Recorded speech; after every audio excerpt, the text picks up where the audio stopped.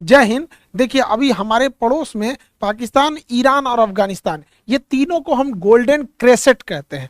Golden क्रेसेट इसलिए कहते हैं क्योंकि यहाँ अफीम का उत्पादन बहुत ज्यादा होता है। हालांकि ईरान के पाकिस्तान अफगानिस्तान में तालिबान गवर्नमेंट आने के बाद अफगानिस्तान अफीम उत्पादन में पीछे रह गया। अफीम उत्पादन पे तालिबान ने प्रतिबंध लगाया। ये काम ठीक किया उसने कि अफीम उत्पादन में, क्योंकि यहाँ अफीम उत्पादन होगा इनडायरेक्टली स्मगलिंग होकर पंजाब के रास्ते भारत में घुस जाता है और पंजाब इस सब मामले में एकदम त्रस्त हो गया था। तो तालिबान ने अफीम पे प्रतिबंध लगाया, जिस कारण पूर्वोत्तर में देखेंगे तो म्यांमार अभी दुनिया में सबसे ज्यादा अफीम उत्पादन वाला देश बन गया है।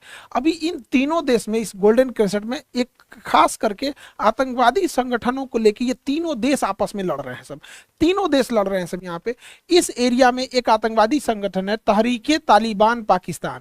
इसे हम पाकिस्तान का तालिबान कहते हैं। उसका कहना है कि यहाँ लोकतंत्र की सरकार हटाओ, जैसे अफगानिस्तान में तालिबान आया है उसी तरह पाकिस्तान में तालिबान रहेगा। उसका नाम रहेगा टीटीपी, तहरीके तालिबान पाकिस्तान। और ये लोग यहाँ पर आतंक हमले करते हैं और अफगानिस्तान में भाग जाते हैं। अफगानिस्तान में भाग जाएंगे और यहाँ पर अगर पाकिस्तान कुछ कार्रवाई करेगा तो अफगानिस्तान इन लोग पे ऊपर कार्रवाई करने लगता है, कहता है कि आप हमारी सीमा में क्यों चले गए। तो पाकिस्तान अपने ऊपरी भाग में इस एरिया में टीटीपी से परेशान है। वही अगर इसको देखेंगे निचले भाग में तो पाकिस्तान का सबसे बड़ा सूबा जो राज्य है वो बलूचिस्तान है। और ये बलूचिस्तान है, बलूचिस्तान में है Balochistan liberation army, BLA, Balochistan liberation army. इसका कहना है कि हम पाकिस्तान में ही नहीं रहेंगे। इस सूचना का कहना है कि हम सरिया कानून लगेगा, इसका कहना है हम पाकिस्तान में नहीं रहेंगे। तो ये पाकिस्तान में ना चाइना की नाक में दम कर रखा है। चाइना का यहाँ ग्वादर बंदरगाह बना है, यहाँ के सारे इंजीनियर को मार के भगा दिए हैं। यहाँ कोई चाइनीज काम करने आता है BLA वाले मार के उड़ा देते हैं सर। चाइना यहाँ पे एक सड़क लेके आ रहा है, CPEC सड़क, चाइना पाकिस्तान इकोनॉमिक कॉरिडोर। ये भारत के POK के होते हुए जा रहा है। हालांकि भारत ने इस पर विरोध जताया कि आप हमारे एरिया से क्यों लेके जा रहे हैं, लेकिन फिर भी ये एरिया तो चाइना पाकिस्तान ने कब्जा कर रखा है, पाक ऑक्युपाइड कश्मीर, इसलिए वहां से CPEC लेके चला गया।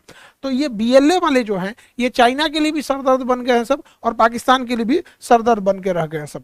अब BLA वाले क्या कर रहे हैं, यहाँ पर हमला करते हैं, पाकिस्तानी आर्मी को मार के उड़ा देते हैं सब यहाँ पर, और उसके बाद भाग जाते हैं सब ईरान में।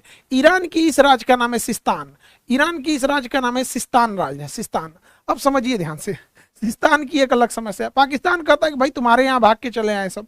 अब सिस्तान क्या कहता है, सिस्तान में ना ये एरिया में सुन्नी ज्यादा रहते हैं, सुन्नी सुन्नी बहुल एरिया है सिस्तान, ये वाला एरिया, और ये सिया बहुल है। सिस्तान वालों का कहना है कि हम ईरान में नहीं रहेंगे, तो ये ईरान में मारते हैं सब, अब पाकिस्तान में भागाते हैं सब।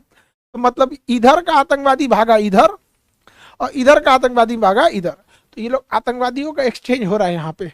तो इस पे बम मार रहा है, ये इस पे मार रहा है, ये इस पे मार रहा है, ये इस पे मार रहा है। यहाँ पे गजब ये सब भयानक उलझा हुआ है सब अभी के डेट में। तो ये लोग हैं लोग भाई, हम लोग के लिए तो भाई हमारे दुश्मन का दुश्मन हमारा दोस्त। जाओ भाई मारो और बढ़िया से मारो, तुमको एकदम ऊपर वाला तुमको एकदम और ताकत दे दे, मारो इस शुरू को यहाँ पर।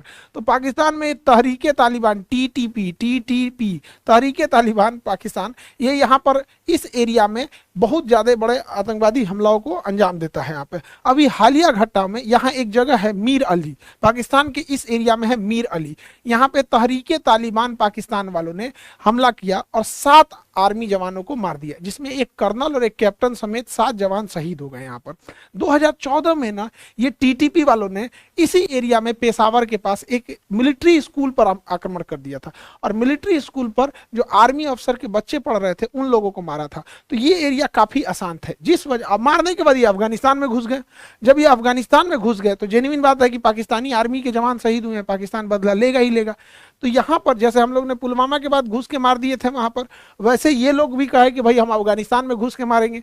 और यहाँ की आर्मी जो थी अफगानिस्तान में घुस गई, यहाँ से अफगानिस्तान में जाके बम्बार्डमेंट करके चले आए सब। अब अफगानिस्तान में है तालिबान की सरकार। तालिबान का कहना है कि तुम हमारे यहाँ बम्बार्डमेंट किया है, हमारे यहाँ कई सिविलियन मारे गए, आम जनता मारी गई, बम गिरा के चला गया, अब हम तुमको बदला लेंगे। यहाँ पे अब तालिबान वालों ने अपनी पूरी सेना लगा दी है। अब ये वही तालिबान वाले हैं जो अमेरिका को मार के भगाए हैं सब, 10 साल लड़के रसिया को मार के भगा दिया सब, और 20 साल लड़के ये लोग भगा दिए सब USA को। अफगानिस्तान को कहा जाता है ग्रेवयार्ड ऑफ द एम्पायर, बड़े बड़े राजा महाराजा यहाँ भाग के गए हैं। अंग्रेज जब हम लोग के शासन करते थे तो इसे बहुत पहले ही स्वतंत्र कर दिए, भाई हटाओ इसको, यहाँ पे बवाली है सभी सब। सिकंदर यहाँ लड़ रहा था तो उसकी माँ पूछी कि 3 साल से तुम एक जगह पे काहे लड़ रहा है, तो सिकंदर कहा कि भाई ये उटपटांग जगह है यहाँ पे, इन लोग को ना अफगानिस्तान वालों को जीडीपी, ह्यूमन ग्रोथ, इंफ्रा कोई मतलब नहीं, बस मारो ससुरों को। अब ये यहाँ पे लगा दिया, पूरी अफगानिस्तान वाली सेना लगा दी है सब यहाँ पे। और अफगानिस्तान में जो अभी तालिबान है उसके पास एकदम लेटेस्ट हथियार है, वो अमेरिका वाले हथियारों को यूज कर रहे हैं सब वहां पर। तो इस एरिया में अब पाकिस्तान क्या करे, तो पाकिस्तान यहाँ पे अपने टैंक्स को खड़ा किया। हालिया में पाकिस्तान चाइना की मदद से टैंक बनाया, चाइना की मदद से पाकिस्तान ने एक टैंक बनाया और उस टैंक का नाम रखा Haider tank. China Haider tank यहाँ पे, जबकि ये चाइनीज टैंक है, इसका नाम बदला गया हैदर टैंक। चाइना इस टैंक को यूज नहीं करता है, वो पुराना हो गया तो चाइना इसको दे दिया। ये क्या किया, उसका ढांचा वाचा बदल के उसके नाम रख दिया हैदर टैंक। अभी टैंक वो अपने से चल जा रहा है, रखे रखे अपने से फायर कर दे रहा है। सोचा नहीं, उसका हैदर टैंक पागल हो गया है, मार रहा है तो निशाना गलत लग जा रहा है। अभी सोचिए, उसको अफगानिस्तान के बॉर्डर पे इसकी जरूरत है, उसका मेन बैटल टैंक पागल हो गया है, अपने से फायरिंग कर रहा है। पाकिस्तान पूरी तरह परेशान हो गया। अब लोग चाइनीज सामान तो क्या होगा, ये सब चाइनीज, सब कुछ कोई भरोसा है यहाँ चाइनीज का। और ये लोग बैंड पार्टी वाले सब, नहीं बैंड पार्टी नहीं है, ये उसका आर्मी प्रमुख है यहाँ पे। हालांकि ये सब हम लोग का ये वाला ड्रेस हमारे यहाँ बैंड वाला पहनता है। आगे समझते हैं। अब पाकिस्तान का ये एरिया तो देखें, अब बलूचिस्तान, पाकिस्तान का सबसे बड़ा राज्य है बलूचिस्तान, ये वाला एरिया में। इस बलूचिस्तान की अलग समस्या है, बलोच लोगों का, पाकिस्तान बलोचों पे बड़ा जुल्म करता है यहाँ पे। बलोच इसे मार के भाग गए हैं ईरान में। ईरान में भागे सब, पाकिस्तान का मन बढ़ा था, पाकिस्तान ने हमला कर दिया ईरान के ऊपर। पाकिस्तान ने ईरान के ऊपर हमला कर दिया। ईरान ने कहा कि भैया हम भी तुमको मारेंगे, ईरान बोलता है कि हम भी तुम्हें मारेंगे यहाँ पर। तो ईरान भी भड़क गया है इन लोग के ऊपर यहाँ पर। हालांकि बलूचिस्तान लिबरेशन आर्मी वालों का, बीएलए वालों का कहना है कि जब तक ये बलूचिस्तान अलग नहीं हो जाता है यहाँ पर हमले जारी रहेंगे। और यही बलूचिस्तान वालों का है। नरेंद्र मोदी ने भी कहा था कि पाकिस्तान, बलूचिस्तान वाले लोगों को हम अकेले नहीं छोड़ सकते। और हम लोग भी कहते हैं कि बलोच वाले लोग हम आपके साथ खड़े हैं, एकदम रहिए यहाँ पे। और बलोच वालों को हम याद दिलाना चाहते हैं, अपने बलोच भाइयों को, कि 1971 याद करना, हम लोग बांग्लादेश के साथ खड़े थे, पूर्वी पाकिस्तान के साथ, और पाकिस्तान से तोड़ लिए लोग। उसी तरह हम लोग इस बार भी बलोच वालों के साथ खड़े हैं। भाई हमारे प्रधानमंत्री बोलते हैं बलोच के साथ है, तो हम लोग को क्या दिक्कत है, हम तो वैसे भी रहेंगे, मारो ससुरो इसको यहाँ पे। अब ये मार के भाग जाते हैं ईरान में। अब ये हमला कर दिया ईरान के ऊपर, बस ईरान उठा तो मार दिया इसके ऊपर यहाँ पर। तो ये बलोच वाला समस्या हो गया। ईरान के पास ये एरिया का नाम है सिस्तान, ईरान के पास इस एरिया का नाम है सिस्तान। हालांकि सिस्तान में सुन्नी बहुल एरिया है, वो इन पे हमला कर देते हैं, और जब ये आता है तो ये लोग भाग आते हैं बलूचिस्तान वाले एरिया में। हालांकि हमारे लिए सिस्तान का एरिया शांत रहना जरूरी है, क्योंकि भारत ने यहाँ चाबहार बंदरगाह बनाया है, और इस चाबहार बंदरगाह से हम लोग जाहेदान तक रेलवे लाइन ले जाएंगे, और यहाँ से फिर कंधार और काबुल तक रेलवे लाइन ले जाएंगे। ये रेलवे लाइन बहुत जरूरी है यहाँ तक। इसके बाद हम दुशांबे तक ले जाएंगे। यहाँ एरिया में जैसे हम लोग अपना ले जाएंगे तो दुशांबे में हमारा यहाँ एयरफोर्स स्टेशन है, हमारी यहाँ वायुसेना रहती है। और ये वायुसेना इतनी जरूरी इसलिए है कि चाइना भले बड़ा देश है, लेकिन चाइना का जितना ऑयल रिजर्व है, ऑयल के कुएं जो स्टोरेज है, वो सारा यहाँ है। यहाँ से एयरफोर्स अगर इस पर आक्रमण कर देती है, पूरा इसका ऑयल सिस्टम गड़बड़ हो जाएगा। तो हमेशा ईंधन वाले एरिया पे कब्जा करके रखना जरूरी होता है। तो काफी ज्यादा दोनों देशों के बीच इस मामले में अभी टेंशन चल रहा है। हालांकि नई गवर्नमेंट के आने के बाद दोनों देशों ने एक्सेप्ट किया है कि यहाँ से ना इधर कोई उग्रवादी संगठन आए, ना यहाँ से इधर आए। लेकिन भैया ये पाकिस्तान, इसका निर्माण ही हुआ गलत तरीके से करके, आतंकवादियों ने ही इसका निर्माण किया। और यहाँ पे ना वो टीटीपी मानने वाला है। अब ये दोनों आपस में लड़ रहे हैं, सब अशांति रहे। और दूसरा आप देख रहे हैं यहाँ पे महंगाई अपने चरम पे पहुंच गया, IMF बेल आउट पैकेज पे पैकेज दिए जा रहा है, चाइना का लोन अपने हाई टर्म से बढ़ गया। इसके बाद भी ये सोच रहा अपने लिए फिफ्थ जनरेशन का जहाज खरीद रहा है। इसके बावजूद इस सोचरों को समझ में नहीं आ रहा है कि यहाँ पे हमला करेंगे। यहाँ पे किसी भी जगह पे सबसे जरूरी होती है इकोनॉमी। हमेशा इकोनॉमी अगर रहेगी तो कोई भी देश से करेगा। रसिया टूट गया इकोनॉमी की वजह से, चाइना आज राज कर रहा है इकोनॉमी की वजह से। पैसा नहीं रहेगा तो सब तबाह हो जाएंगे।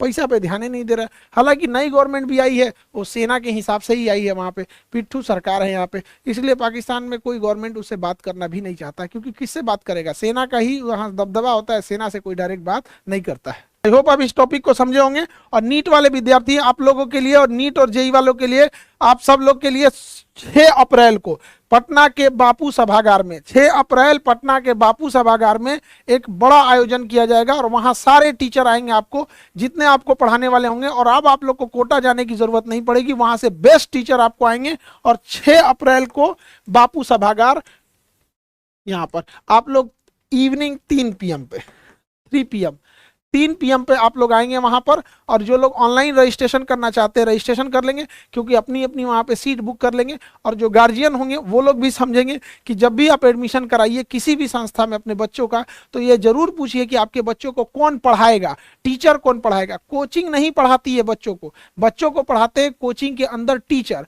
और अगर आप कोचिंग का शकल देख के एडमिशन कराएंगे कि बढ़िया शीशा लगल है, गिलास लगल है, बैठने का व्यवस्था है, तो 1 साल बाद याद रखिएगा जब आपका बच्चा सुसाइड करेगा ना, तो ये मत कहिएगा कि बच्चे के ऊपर डिप्रेशन था, क्योंकि आप तो पैसा दे के चले गए हैं वहां पे। आपको बच्चे को पढ़ाएगा कौन, इसलिए जरूरी है कि कौन टीचर पढ़ाएंगे कौन नहीं पढ़ाएंगे इसका पूरी जानकारी आपके पास रहना चाहिए। तो ये सारी चीजों की जानकारी हम लोग उस दिन 6 अप्रैल को बापू सभागार में हम लोग इस चीज पे चर्चा करेंगे। और इसी दिन नीट वालों के लिए इवनिंग शिफ्ट है, और मॉर्निंग शिफ्ट में 10 बजे यूपीएससी वालों के लिए 10 AM पे मॉर्निंग शिफ्ट में। यूपीएससी का अभी तो इधर नया पैटर्न वो आ गया आपका, इलेक्शन के वजह से यूपीएससी अपने एग्जाम को पोस्टपोन करके जून में लेके चली गई है। इस वजह से यूपीएससी वाले बच्चों को मेंस लिखने के लिए बहुत कम टाइम मिलेगा, इसलिए थोड़ा पहले से तैयार रहना पड़ेगा, क्योंकि मेंस जब होगा अक्टूबर के टाइम पे तो उस समय कोई इलेक्शन वगैरह नहीं रहेगा और वो मेंस टाइम से ले लेगा। और बीपीएससी पे तो कोई फर्क नहीं पड़ रहा है, अपने जगह पे लेगी 31 सितंबर को। और जो बीपीएससी टीचर का एग्जाम कैंसिल करने की था, वहाँ पे पेपर जो खुलेआम ऐसे आ गया था,